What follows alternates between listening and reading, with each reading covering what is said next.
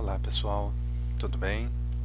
Meu nome é Rodrigo Machado e hoje a nossa aula vai ser falando a respeito de dois cursos, duas profissões, né, que foram pedidas aí para alguns colegas e para algumas pessoas nos grupos onde eu faço as divulgações dos meus vídeos, né? Qual é a diferença entre um profissional da química e um profissional da engenharia química?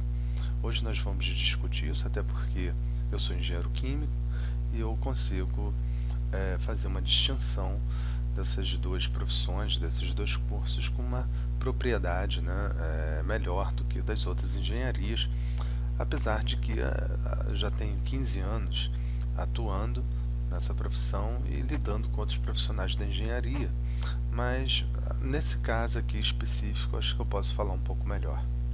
Bom, vamos falar um pouco sobre cada um deles.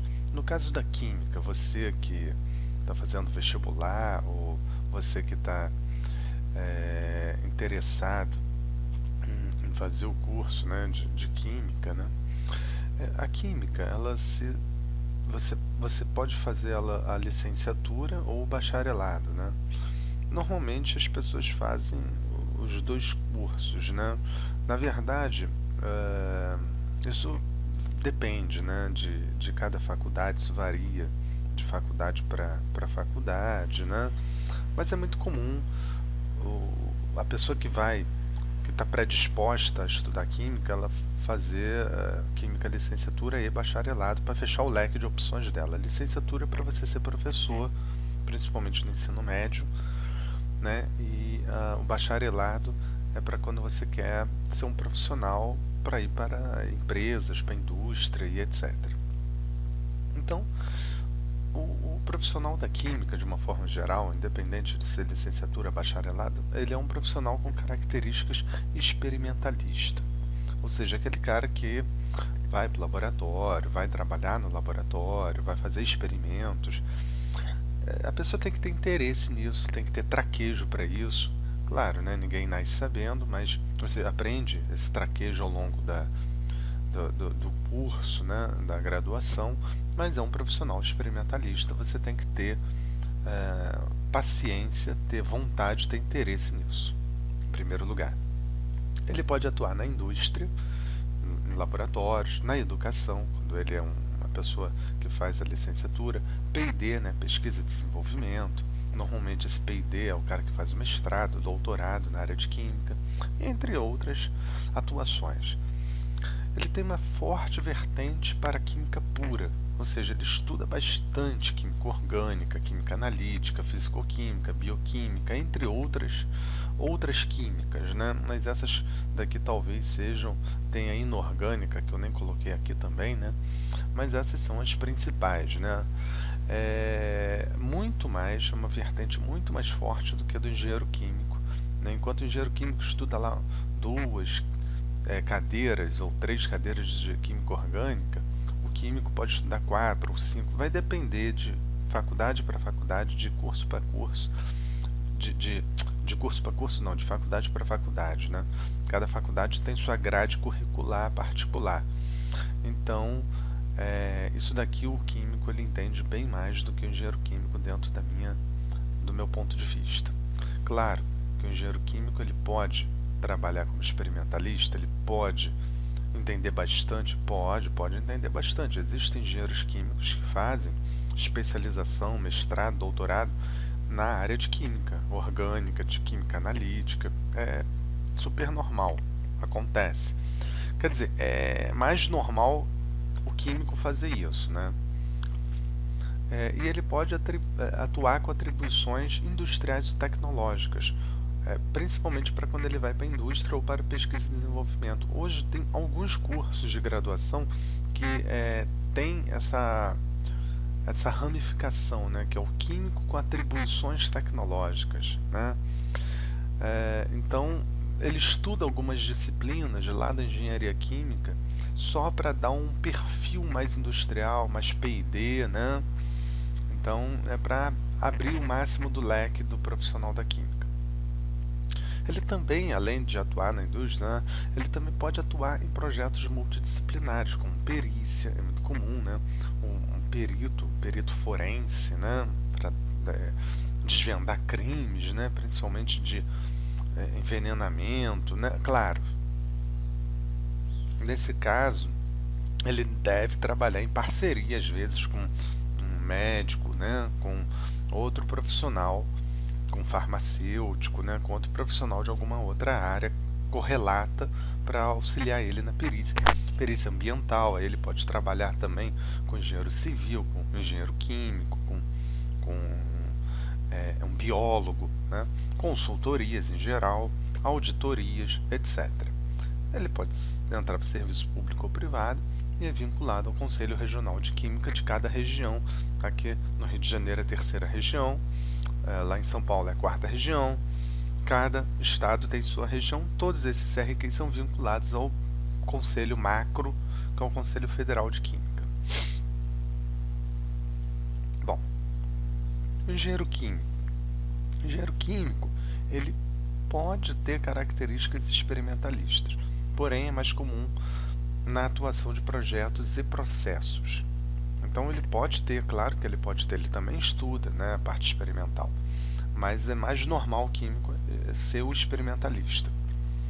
O engenheiro químico ele está mais focado em projetos e processos. O que seriam projetos e processos?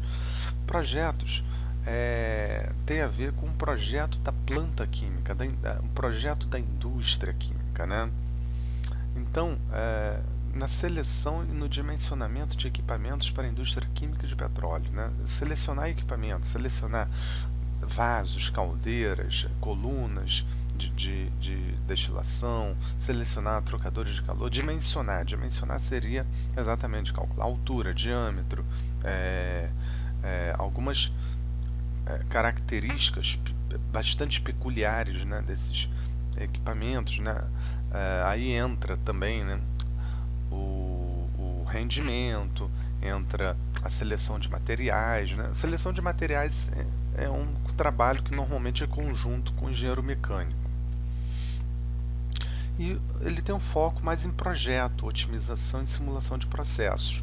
Então, é o que eu falei, o foco em projeto é o foco no desenho do processo, né? Então, por exemplo, qual é o desenho do processo de uma refinaria de petróleo? Então, o petróleo chega cru, né? Ele vai fazer o layout da planta. Chega cru aquele petróleo, aí ele é dessalinizado, depois ele passa por uma etapa de destilação, depois ele passa por uma outra etapa de destilação, ou seja, ele faz todo o desenho da planta, ele calcula pressão, qual a pressão de operação, temperatura, vazão, ele calcula as variáveis do projeto. Claro que ele tem que saber algumas coisas de química, né? Mas ele calcula essas variáveis. E a vertente é muito forte em computação e matemática. Então, o engenheiro químico ele tem que gostar muito de matemática e computação. Tem muita gente que me critica, mas eu vou falar. Eu acho até que tem que gostar mais de computação e matemática do que da própria química. Inclusive eu, Rodrigo Machado, prefiro muito mais computação e matemática do que química. Mas isso é uma opinião particular, pessoal, tá, gente? Você não é obrigado a gostar mais, nem achar que é mais importante, que isso fique bem claro aqui. Relações custo-benefício de projetos e processos, minimização energética, viabilidade econômica. Então, o engenheiro ele entra um pouco nesse contexto também da gestão, né? Do estudo da viabilidade econômica. Minimização energética é uma parte de otimização, porque você quer minimizar o gasto de energia. Então, esse é o perfil mais do engenheiro químico. Ele também pode atuar em projetos multidisciplinares, como a perícia, meio ambiente, consultoria, auditoria, etc. Isso daqui é igualzinho do químico, né? Mas, é claro, né? A parte de perícia, às vezes, por exemplo, um vaso de pressão explodiu, né? Estourou. Será que a pressão, a temperatura e a vazão, né, que estão circulando ali naquele vaso, naquela caldeira, estavam corretos? Isso é mais o projeto, mais o foco, o olho do engenheiro químico. O químico é mais o quê? aquela mistura que está ali tem os componentes corretos, está na dosagem correta, está na concentração correta. Então, assim, o químico ele é mais íntimo do que está acontecendo ali dentro, né? O engenheiro químico ele é mais do projeto, do processo, de uma forma geral. Tem uma forte vertente para matemática, computação e química. Esta, porém, é inferior do químico puro, claro. O químico puro, como eu expliquei, estuda mais química do que o engenheiro químico, porém o engenheiro químico, até por ele ser um engenheiro, estuda mais a parte de cálculo, física. Física, nem sei, mas cálculo com certeza. Ele também atua na indústria, pesquisa e desenvolvimento, laboratórios, educação. Aqui, o trabalho de engenheiro químico é mais restritivo, né? Ele normalmente só pode atuar no ensino superior, quando ele tem um mestrado e o doutorado. Até com o mestrado você consegue, né, ser professor do ensino superior, mas normalmente a exigência é o doutorado. E aqui nesse ponto, né, o químico, eu não digo nem que seja uma vantagem, mas é uma característica da profissão, né? Ele tem um leque maior, né, de trabalho na parte da educação do que o engenheiro químico, porque ele atua no ensino médio, né? O químico que faz a licenciatura. Ele também atua em serviços públicos e privados e vinculado ao CRQ ou CREA. Isso aqui é uma discussão que eu não vou entrar, mas é uma discussão antiga, né? Antiga e que perdura até hoje, né? Eu tenho CRQ, tem colegas meus que são engenheiros químicos que têm CREA. Normalmente a gente escolhe de acordo com a empresa ou a indústria que a gente vai trabalhar, né? Tem empresas que exigem que você tenha CRQ, outras exigem que você tenha CREA, então isso daí é uma guerra que não faz parte, uma guerra no bom sentido, né? Não faz parte da nossa discussão. O CRQ defende o engenheiro químico no CRQ, claro, e o CREA defende o engenheiro químico no CREA, mas independente disso, você pode ter o CRQ ou o CREA, e você vai ter de acordo com a necessidade ou com o desejo ou com a exigência, né, da empresa que você estiver trabalhando. Eu vejo mais engenheiro químico com CRQ. Inclusive, eu já tive CREA, só que eu não queria ficar pagando 2 anuidades. Eu congelei meu CREA, cancelei meu CREA, já tem um tempo, nem lembro se eu cancelei ou congelei. Nem sei se esse termo é o correto, mas hoje o fato é que eu só tenho CRQ, o CREA eu não tenho mais. Pode ser que eu venha ter um dia. Pode ser que eu precise ter de volta o meu CREA um dia, mas no momento eu só utilizo CRQ. Então, não venha me perguntar o que eu devo ter, CRQ ou CREA. Isso daí eu não vou te responder, quem vai te responder é a empresa que vai te contratar, ok? E aí você vai tomar essa decisão em função da exigência que a sua empresa fizer. Ok, pessoal, muito obrigado. Antes disso, antes de eu me despedir, eu trouxe esse fluxograma aqui, não um fluxograma, um mapa, né, sobre as profissões. Aqui a química, ela atua numa fronteira com a engenharia ambiental e com a engenharia química. E a engenharia química, ela atua numa fronteira com a química, com a engenharia ambiental e também com a engenharia mecânica. Justamente porque eu lembro que eu falei na parte de seleção de materiais, tipos de projeto, sempre tem que ter um auxílio de engenheiro mecânico. E a produção, eu vou fazer um vídeo aí no futuro falando sobre a engenharia de produção, porque eu trabalhei e trabalho com muita gente da produção. É uma engenharia que é meio que um coração da indústria, das empresas, né? Porque ela atua mais ou menos em conjunto com todas as outras engenharias, inclusive ambiental. Não botei aqui nesse esquema, mas tem ambiental, tem a civil. A produção é aquele coringa, né, que pega um pouquinho de cada área. A engenharia mecânica, né, obviamente tem uma forte vertente com a produção, inclusive existe o curso de engenharia de produção mecânica em algumas universidades, faculdades aí pelo Brasil, e também uma forte ligação com a engenharia química, mas existem outros aqui que eu não coloquei, porque senão essa discussão aqui vai se prolongar muito.